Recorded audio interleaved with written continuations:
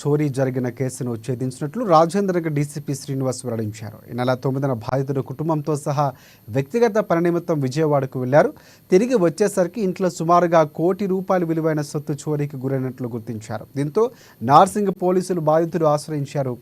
విచారణ చేపట్టిన పోలీసులు 24 గంటల్లోనే కేసును ఛేదించి సొత్తును స్వాధీనం చేసుకుని బాధితులకు అప్పగించారు. ఉదయం నార్సింగి పోలీస్ స్టేషన్ లిమిట్స్ లో ఒక గ్రేవ్ హెచ్పి దొంగతనం రిపోర్ట్ అవ్వడం జరిగింది. అది రవిబాబు గారని, ఈయన రిటైర్డ్ ఐఏఎస్ ఆఫీసర్, గంధంగూడ ఏరియాలో ఉంటారు. అతను థర్డ్ రోజు వాళ్ళ ఫ్యామిలీతో బయటికి వెళ్ళటం, నిన్న పొద్దున్నే ఎర్లీ అవర్స్ లో వచ్చి చూసుకుంటే లాక్ అంతా బ్రేక్ అయ్యి మొత్తము గోల్డ్, డైమండ్ ఐటమ్స్ ఇవన్నీ పోయాయి. 1 కిలో వరకు గోల్డ్, అందాజా వర్త్ ₹1 crore అని కంప్లైంట్ ఇవ్వడం జరిగింది.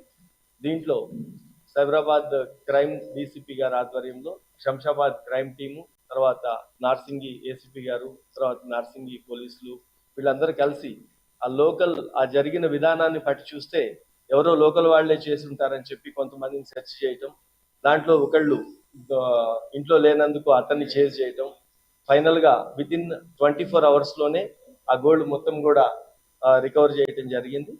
గోల్డ్ అంతా కూడా ఇంటాక్ట్ గానే దొరికింది. దాని వర్త్ ₹1 crore అని అన్నారు. ఇంకా డైమండ్ స్టడెడ్ కాబట్టి